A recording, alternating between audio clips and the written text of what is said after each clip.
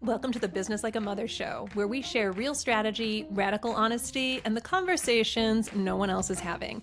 For moms building businesses on their own terms while burning down the patriarchy, one business at a time. Let's jump in.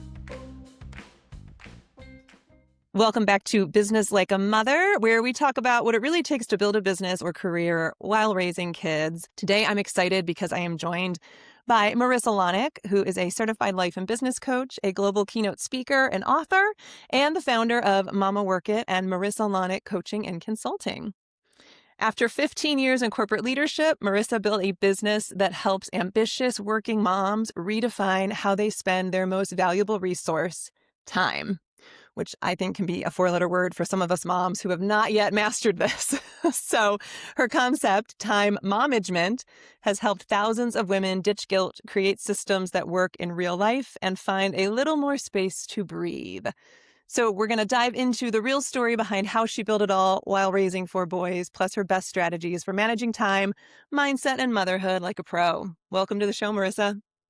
Thank you. Thanks for having me. Excited. Absolutely. Yeah, time is something that is such a big, loaded word for moms, no matter what stage of motherhood you're in, what kind of work you do. It's a big thing that I think so many moms struggle with. So I'd love to kind of go back a little bit in time before we get into really digging into all of the genius you have around this. But, you started your business while working in corporate leadership and growing your family. You have 4 boys. So Yes. can you take us back to that season and share a little bit about, how did you really find the time and energy to make all this happen? Yeah, happy to. So, I'll take you back a little bit further. I became a mom in 2013, had preemie twins. That was my baptism by fire into motherhood.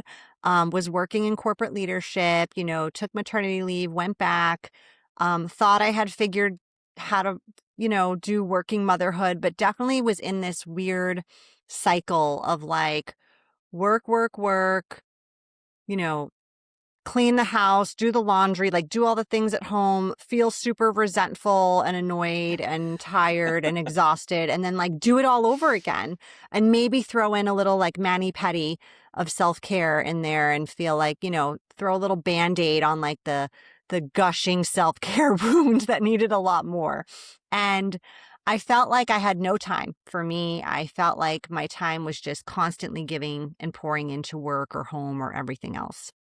So what happened during that season was I was offered a job promotion, and I'm a really ambitious woman, as I imagine lots of your listeners are too, and you are too, Jen. And so I was in this weird state of I really want to grow my career. I really want to move up and make more money and just grow in the corporate world.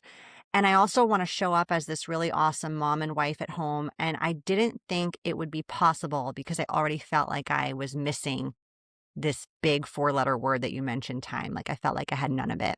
Yeah. So I turned down the opportunity and I was plagued with regret. I mean, I turned it down on a Friday, and the whole weekend I was just in this dark depression. What did I just do? And talked to my husband, and he's like, well, let's just give it a try, you know? And what this promotion meant, I didn't mention this, was moving our family cross country Oh, wow. into a new city, new commute, no, village support that we had where we were raising our kids. And so it was a really big step besides, more responsibility at work and all of those things. But we ended up doing it and trying it and seeing, how it went. And what I realized was after I moved and I was in this new rhythm is that time management didn't get harder. It just got different. Mm. And I got a lot better at it too.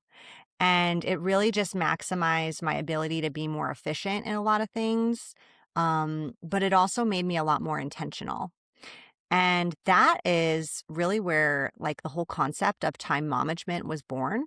I was working in San Francisco, commuting daily, had my third son, and just wanted to be able to support working moms in some way, shape, or form. I felt like there was a lot of resources for growing your career and a lot of resources for parenting, and no one was really marrying the two worlds together.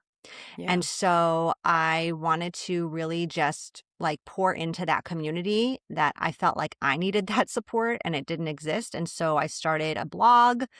I loved to write. So that was kind of my creative outlet. And then that turned into more monetization with like courses and, passive income streams like a book and things like that. And then after about, I started that in 2018 and in 2021, so 3.5 years, I left the corporate world and went full force into Mama Work It, which is my brand and business where we support women in the juggle of mom life, work life, wife life, fill in the blank life. So, Amazing. So, I mean, that makes me think of something because I think so many moms may be working a job, have a career, but they know that they maybe want to plan an exit strategy. mhm. Um, and it's not always as simple as just quit your job, right? No.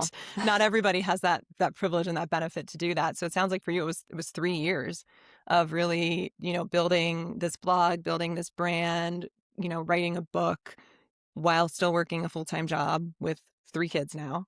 Um, Yeah. so what would if you could give like one piece of advice to someone listening who's maybe in that world of like, I have this job, but I also really want to like build my thing, but Mhm. time, right? So Yeah. what would you say to that as someone who's done it? Yeah, I mean, there's so many directions I can go with this. First thing I'll say is, I'm a really good mix, I think, of like practicality and like logical, analytical. That's really where I lean into. But I've also really embraced the intuitive and spiritual side of myself, especially on a business journey. And I think it's too much pressure if you try to just like logically figure all that out, like pen to paper. Because I'll be honest with you, Jen, like when I left the corporate world, pen to paper, it didn't necessarily make all that much sense. Yeah. Yeah. It was just this really strong intuitive nudge that was like, it's time. Like it's time. And because I, I I always had the intention to go full force into the business, but I wasn't really in a rush. And I'm so practical and I really loved my job too. I mean, like I wasn't one of those people who disliked what I was doing in the corporate world and like just disgruntled and couldn't wait to get out of there. Like I loved what I did 9 to 5. I loved my team. I loved the people I worked with. I just like after a while, it just started to feel really misaligned to show up for both. Yeah. And so practical things I'd say if you are building your business while, working a demanding day job, or I hate to even call it a day job because it was a full-fledged career and most Yeah. moms are in that, is I would say create a pattern of consistency that will work for you in the season you're in. So, for example, when I was writing my first book, I was excited about it. And if I could have decided that every day I would have written, for hours on end, I would have totally wanted to do that. But I couldn't realistically. I was out of the house for, 10, 11 hours a day. Then I was doing bedtime routine. Then I was, so I said to myself, okay, what's this going to look like for consistency? I said 3 nights a week, I'll show up for 30 minutes. And that's what I committed to. And I was also working with a coach who I think is really beneficial and helpful for accountability and motivation and strategy and all that stuff. But 3 nights a week I committed. So I'd set a timer on my phone, 30 minutes. I had a space to write in that was designated to that. If I was feeling really tired, I would say, okay, not tonight, but tomorrow. Like I have to show up 3 times. Or this was a good hack. I would take a shower and I would like wake myself up for those 30 minutes. And really once I got going and got in the zone, I would typically do longer because I was so into it. But it's like getting started sometimes is the Yeah. hardest part. Absolutely, especially when at the end of a day, again, no matter if you are building a business, running a business full time, a full time stay at home mom, which is a career unto itself, Yes, there is a depletion factor that it is, absolutely. and it's still, and it's also balancing that It is essential. I hate the expression like sleep when you're dead, and like I think a lot of us of a certain age, I'm in my mid 40s. Uh, you know, my mom, who's amazing and was such a role model for me and is still a role model for me. She, had 3 kids, was working part-time, went back to school, got her undergraduate degree, went right into a graduate program, was still working full time. And then became a therapist and a counselor and like never missed a thing. But she never slept. And, maybe she's programmed, I think we're programmed a little bit differently. I'm someone who absolutely needs sleep, but, Yes, I think yes. there was a toll that it took, it definitely took a toll. And, um, and so I find to me that that tends to be one of my biggest challenges of just like I want to do this last thing before I go to bed, but oh my God, I'm just so fucking tired. So Yeah. I No, love I that get it's it. like just the three days, 30 minutes, like it's Yeah. not every single night. It's not 3 hours. It's just the little steps can really add up. And then, so following that model, then how long did it take you to write the book? Oh gosh. Do you remember? Well, no, I don't. But it took a while. But I will tell you, I definitely went through, like, I didn't commit to that in the beginning. In the beginning, I was just excited. And I think Yeah, anytime you start a new project, right, like you got the momentum. So, like, you don't even need the motivation, the schedule. You don't need any of it because you're like, I'm excited to do this whenever I can on the totally. train, oh, here or there, right? Um, when fear sets in and when the self-doubt starts to creep in, Mm-hmm. I took a pause and I was like, well, do I even finish this book? Does anyone even want to read it? It probably sucks. Like, you know, I went through that and I took a Very pause relatable. and then I started working with a coach. Mm-hmm. I've worked with so many coaches over the years, like probably Same. the past 12 years. And they got me out of my own way. And they were like, well, what? Like they were really like challenging me in that thought Mm-hmm. process. So they really shifted my mindset. And that's what got me on a more consistent schedule with it. With regards to like other stuff for the business, I would maximize my downtime, so to say. And I know people say, like, I have no free time. We all have free time. Okay. So whether that's like your commute on public transportation, whether that is like, you're sitting in the car line when the car's in park and you're just doom scrolling your phone, like those are moments of free time. Mm-hmm. And all of those moments, if you just take even just a few moments at a time, can add up to like, oh, you created a social media strategy on your commute to work today. Obviously not if you're driving, but like if you're sitting on a train or a bus or something, right?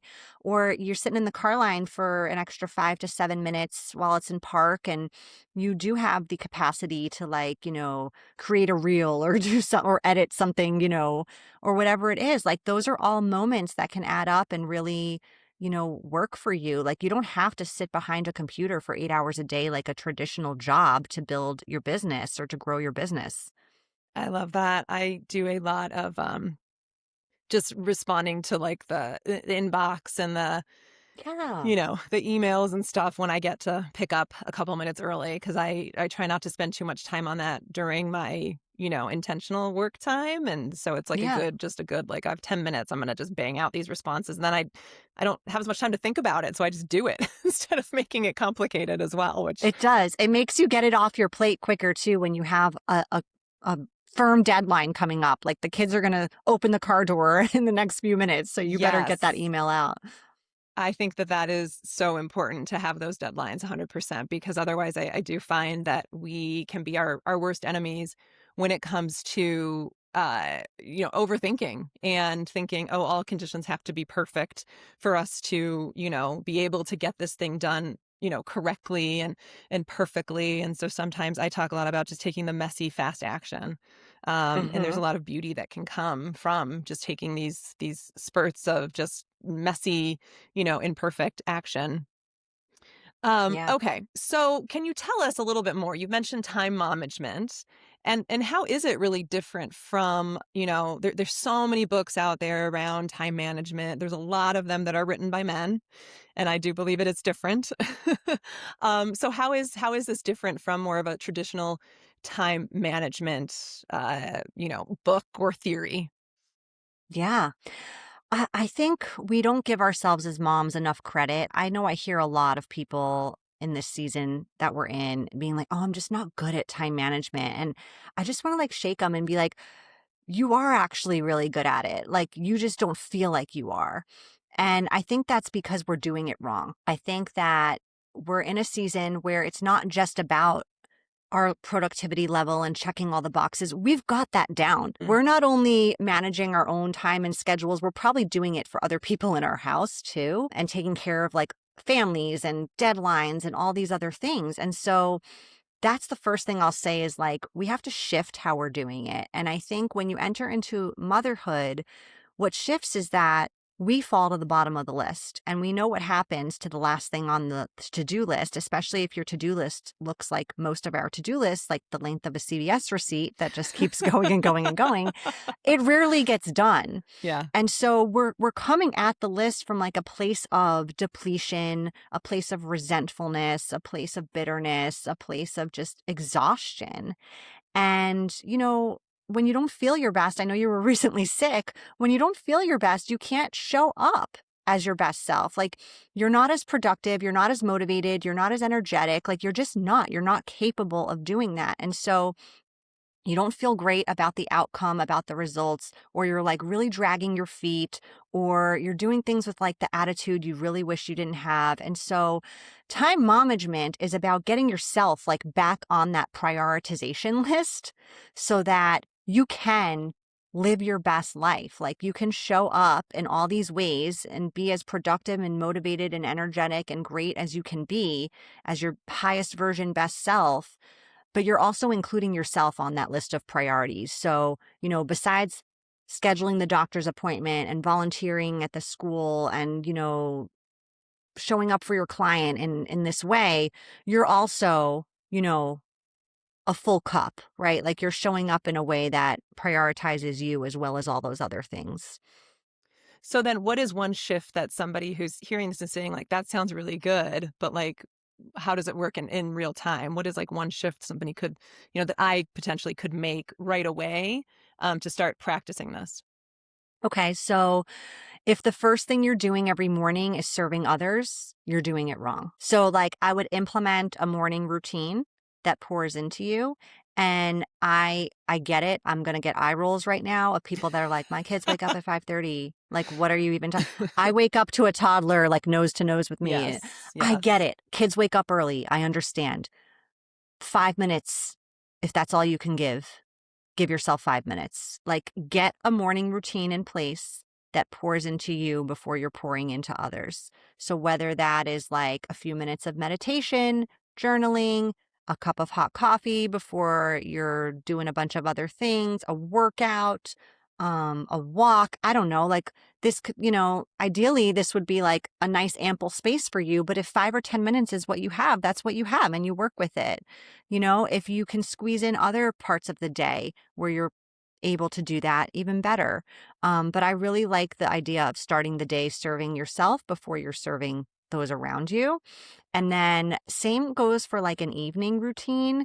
And the evening routine to me is more about like preparation for the next day. It kind of just sets you up for success where you're not waking up in this like anxiety driven mindset of like, oh, I got to pack the lunches. I got to pick out the outfit. I got to do I mean, it sounds like it's like more about being like proactive instead of reactive. Because I feel like as moms and business owners, we spend so much time reacting to emails that come in, to kids getting sick, to kids waking up, and yeah, even from a place of self care. You have the best of intentions to get the workout in, or take the walk, or make a healthy lunch, and then you haven't planned for it, and then you start reacting to every text, every email, every whatever's happening, bill to pay. And so all of a sudden, that book you want to write is like down to the bottom of the list. totally. You got to schedule it into your life. It's got to become a priority, just like all those other things feel like a priority to you. So even if it means you're blocking your calendar, you're putting reminders in, um, whatever that looks like to you. Everyone's got different systems, right? The whiteboard in the kitchen, the paper calendar, the paper planner, the Google Calendar on your phone. It's got to feel like a scheduled priority. Yeah. So let's talk about how to include if you are in a relationship, a partnership, whatever that looks like. And I know not everybody is in that situation. So if you're a single parent doing, that's a whole other level. But if you do have a partner, how did you like when you went to your husband and said, "Hey, I want to write this book." Were there some things that had to shift in your dynamic so that you could have this, half hour time for you to do this 3 days a week? What did that look like for you, and how did you communicate that, and how did you work within your relationship to make sure that you were getting your needs met and not just having Yeah. this silent resentment, you know? Totally, because it could go both ways, right? Mhm. Absolutely. So, I think open dialogue is really important. So, just communicating with your partner, like, this is something I'm really excited about that I want to commit to. Um, Having them engage in that plan with you if there is going to, like, if there's a level of collaboration that's necessary. So, like, this is what I'm thinking. How do you feel about it? Like, are you on board with that? Maybe there are things that your partner wants to do similarly, whether it's a goal of something similar or just going out and getting some time for themselves outside of the house. Like, is there a give and take that needs to happen there too? So I think that communication is really essential and key. I mean, there were plenty of nights like my husband had to pick up bedtime slack so I could lock the door Mhm. and write before I was ready to fall asleep at, 10 o'clock or whatever. So, Yeah. yeah, absolutely. And what about the kids? I find as my kids are getting older, I've been more cognizant and intentional around really telling them like what it is I'm doing and building and getting them on board as like, like a cheer squad kind of. Um, but also not just saying mommy needs to work. It's like I'm doing this because. So Mm, do you do that with your kids? Do they know what you do? Do they because it can be a battle, and that's where, like, the mom guilt can come in where, absolutely. I gotta go do this, and it's like, "Oh, but you're always working," even if that's really not true, in that Yeah, moment, they have a need that's not being met, and it's so easy to be absolutely. like, "Okay, never mind, I won't do this. I'll do bedtime," and sometimes that's just the decision that's right in that moment, but, Mhm. I'm curious your thoughts on that. Yeah, yeah. I mean, I've always been a working mom and they've always seen me work. So I think in our home it's not abnormal, Mhm. where maybe if you're making a shift from, working outside the home to working in the home, that could be something unique and different. Or if you've gone from being like your main job is being a mom and then all of a sudden you're taking on this other role, like that can be quite a shift too. So, I wouldn't say it's been hard in that way because it's sort of been the norm Mhm. that mom works and that's kind of like a part of my life. But yeah, there are definitely those moments, where they're knocking on the door asking for things all the time and sometimes when I have the flexibility, I do it. And other Yeah. times when I'm on client calls or I've had plenty of days where I'm giving like corporate presentations to, hundreds of people and I've got like a kid homesick from school and I'm like, under no circumstances, unless someone is having an emergency, do you Yes. enter this room. So Yes. I think it just really it depends and it depends on the complexity of the situation. And Yeah. I also think it's good for kids to see that it's okay for your parents to not always be available to every like beck and call. Boundaries are okay. When you become a parent and adult, while you live for your kids, you also have like life outside of Mhm. that. And I want to model that through that. Like, I wanna model that through the ambitious goals I have for my business. I wanna model that through my own self-care. I wanna model that going to yoga class. Like, "I'm sorry, I can't put you to bed tonight. I'm gonna go to yoga class," and, like, that's Yeah. okay. And, like, when you're Yeah. older, if you wanna do that, like, that's gonna be okay for you too. I am part of a choir, and it's my, like, pretty much non-negotiable Tuesday night, and, Mhm. there were times where it was hard, and they would be, like, crying as I'm leaving, as if I'm, like, leaving for, 8 weeks in Europe. It was 2 hours down the street, but But Yeah. I had to start framing it as, you get play dates with your friends, right? This is mom's play date. This is my Oh, I time to be love with that. my friends and to do things that make me a better mom because when I sing, I'm a happier person. And I Yes, and I think a so lot of us good. feel that way about our businesses too. Mhm. That it really is something that, I always say there's so many ways you can make money that are in some ways might be easier than like starting a business. Businesses can be very, I think sometimes we have these ideas that they're very glamorous and there is so much behind the scenes work that is very unglamorous about building a business and a Hardest I've ever brand. worked. Yeah. 100%, especially when you're doing it with kids, and family Yeah. and other obligations. Um, so you have to find, you do have to find some joy around it and just and make it fun as much as you can and not take it so seriously as well. And Um, make it fit your lifestyle. mhm, Like maybe your kids are in full-time daycare right now and you can bang out, 8 hours of work a day, but maybe they're going to go into a half day kindergarten next year and that schedule is going to look quite different, or maybe you're going to be juggling like we are, like constant illnesses during cold and flu season where you have unexpected kids home from school. And it's just, yeah, you really have to just like be able to grow and transition as seasons change in your household too. we gotta go with the flow and not hold on too tight to what our expectations are all the time. Mhm. So, all right, you've said that there are 4 words moms say every day when it comes to managing their time and tasks. So I'm really curious. I don't know the answer to this. So what are they? Do you want to take a guess or? I'm gonna guess there's not enough time. Very close. It's I don't have time. I don't have time. Okay. Yeah. I Okay. mean, how many times have you said this? I know I used to say it ad nauseum. Yeah. Oh, I mean, if Yeah. I were to record myself, like putting cameras in every room, yeah, yeah. I Yeah. think I tend to not be. I don't have time to be like. I think my thing is there's never enough time, or there's not Yeah. enough hours in the Yeah. day, or all the Yeah. things. Or I often say like I just need my clone to arrive from Amazon. When is my clone coming so that I can have a clone to do I all the mean, I other. wouldn't put it past you that like in the next few Oh years, God, maybe. I know.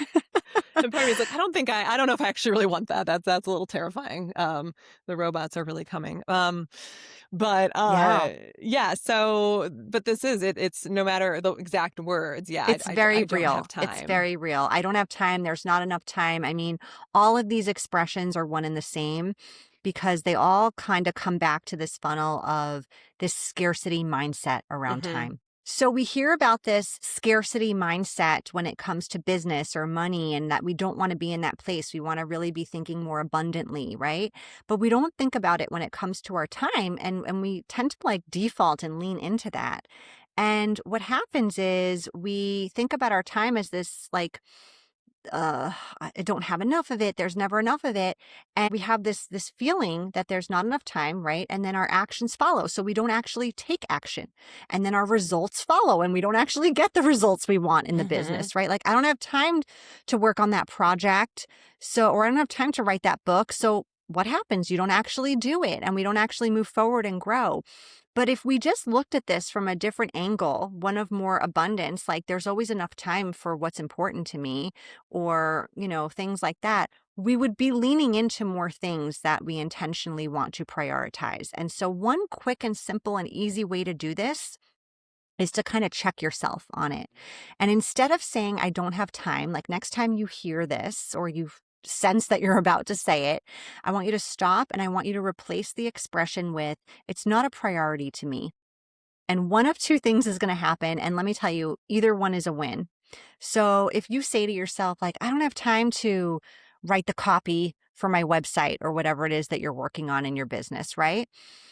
And you replace that instead with, well, it's not a priority to me to write the copy for my homepage on my website. Ooh, Woof! so That different. hits different. That hits different, right? So Right. on one hand, you're like, oh, damn, well, it actually is a priority. I need to get that done because if my website's not live, I can't make any money and my business can't grow, et cetera, right? So what happens is when something's a priority to us, we find the time. We figure it out. We make it happen. We creatively do it. We do it in the car line. Like we make it work, right? Yeah. When something's not a priority, and maybe, Jen, maybe today it's not. Maybe today you feel like garbage, like, Hmm. like you're battling a cold, or maybe your kid's homesick, or maybe, I don't know, fill in the blank, whatever happened. Or maybe if you've got a team, maybe it's not a priority to you, but it needs to be a priority to someone on your team, Yes. right? And Yes. you need to like let go of that and delegate and be okay with it. So if you feel icky about it when you say it that way, well, then you got to figure out how to make it a priority. And you will. You're a Hmm. mom. You will figure this out. But if you feel a sense of relief when you say it, or you're like, wow, this actually feels Mm. quite truthful to me in this moment because it's not a priority. This is, but this isn't, then it's okay to lean into that too. And that could be temporary for the day. That could be permanent, that it's not that important, or that could be something like we said that needs to be someone else's priority and not yours in that Yeah. situation. Oh, that's great. That's great. I feel like we could talk about this for hours and hours and hours. But let's hit on like one or two more things. Multitasking is Yeah. something that again I think we have been just sort of brought up to believe is possible. And I feel like it's never really works. And you have a mantra as it relates to multitasking. So I'd love to hear it. I do. Do you multitask? I try, and I think there are some times where there are certain things that I can do. But not for long periods of time. And usually when Yeah. it's a little more like mindless kind of work, not deep Oh, work. we're thinking the same wavelength here. Okay. Okay. Okay. Okay. So yeah, I agree with you. I know a lot of experts out there will be like point blank, don't do it. I mean, that's kind of how you presented it is like, ooh, they say it's not the right thing, like not like don't multitask. And it's true because it pulls your brain in so many different Mhm. directions, right? Like that's where mistakes happen. That's where, things fall through the cracks or money is spent where it doesn't need to be or whatever it Yeah. is. And I get that and I agree with that. And I really admire a lot of these experts that will tell us that. But I'm also a mom. And Right. sometimes, Right. sometimes when it's not multitasked here, like it just doesn't get done. And so I'm realistic in that sense. And I think when you're doing business as a mother, like you gotta kind of treat yourself in a little bit of a different category, right? Yeah.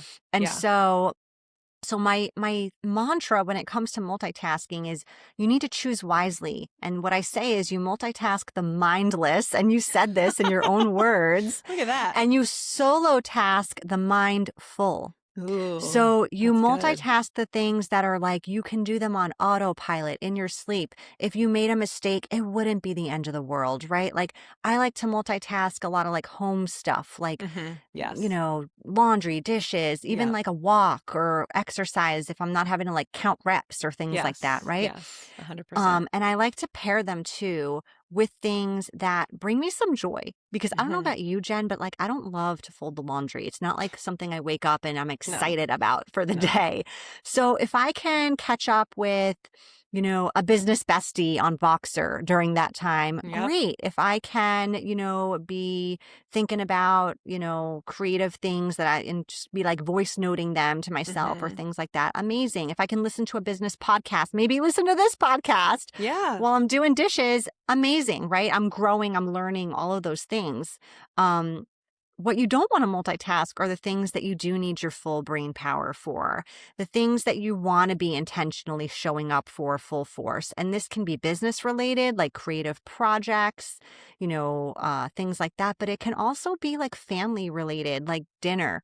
Stop Mhm. checking your email at the dinner Yeah. table, right? Yeah. It could be a conversation with your partner, not just about like the logistics of your home, but like a real conversation where you're not also like scrolling your social media, Right. right? Like these are Right. the things you want to be present for. So, all right. So, as we wrap up, I would love to hear two things from you. So, one is I'm shifting to do a lot more work and coaching around visibility because I think moms do so much invisible labor. But when it comes to Yes. our business and our brand and our careers and our professional ambition, we need to do that visibly. We need to do that out loud. We need to, be loud and proud. But there's so many ways to be visible, and it's not just, posting on social media. So what's your favorite way right now to be visible in your business? Oh, this is a good question. I'm such a private person by nature, so like I wouldn't call myself one of those people who is like very public on social media with like my personal, like how I'm running the business and work-life balance and all those things, of even though they're very related to my business. I don't know, Hmm. it's just like not my default. But I'll tell you, like at home, and I learned this from a podcast guest on my show, um to do a lot of the invisible labor, like don't only do it when you're solo. To like do it in front of other people so it's no longer invisible. Hmm. And so like tasks and stuff that like you as a mom think, oh, I could probably just get this done real quick, like before the kids get home. Like sometimes it's good to do it in front of the kids or in front of, because you're like showing them all the things that you're doing. And it's not to like throw it in anyone's face. It's more just kind of like, yeah, this is part of like keeping the ship running here at home, Yeah. right? Or Toilets like, don't clean themselves. Laundry doesn't yeah. fold themselves. Yeah. Yeah. Right. Right. So I like that element, and I remember learning that and thinking about that. So like I'm not gonna lie, like I am gonna make everyone's beds. Like I changed the sheets today, and I am gonna make everyone's beds while they're at school. But like there are things that I won't do, when like kids aren't here, because I'm gonna work on my business during that time. It's my Yeah. quiet time, and then I'm Yes. gonna do it when they're home. So like it could be more of a collaborative effort. And lastly, in this season for you right now, when you think about doing business like a mother, what does that mean for you right now? When I think about doing business as a mother, oh, I think it means efficiency and flexibility. So I have no time for nonsense. I have no time for drama. I have no time for like tasks that waste my time. So that's the efficiency part. Like I am just like, when I have my 6 hours, like my kids are in school for the day, like I am a task to be reckoned with, like I am like, I know exactly what I need to do. I've got it, like I'm just, I want to maximize my efficiency so that I can be really present after school, and I can not have to continue. And there are days I do, but other days that like I don't want to intentionally do that. Right. Yeah. And then flexibility in the sense of like the school calendar doesn't always match the work calendar and things like that, or like Yeah. things come up, right? Or like just sports schedules and stuff like, oh, a tournament. We don't even know this weekend if we're going to have 3 soccer games or 1. So like, just being really flexible and leaning into the fact that like this season of life can be quite unpredictable, and that's not my natural like way of managing life, but I'm really leaning into it, and I'm grateful for the fact that I get to be here in this season. I hope you got as much as I did out of this awesome interview with Marisa. You can learn more from her on her website and at her podcast, Mama Work It, both of which are linked in the show notes. I also recommend you grab her free habit accountability resource, also linked in the show notes. And one more thing before you go. I'm looking for a few awesome moms in business to bring on the show for some live free coaching. So if you've been stuck on something, maybe it's visibility, maybe it's messaging, maybe it's just a decision that you've been sitting on and you want to talk it through with me on the show, I would love for you to apply. Head to the link in the show notes to fill out a quick form and tell me what's going on. I'll pick a few awesome renegade moms to bring on the show to talk it out and get you moving toward the next step. And of course, if this episode hit something for you, please leave a 5-star review and send it to a fellow renegade who needs to hear it. I'll see you next time.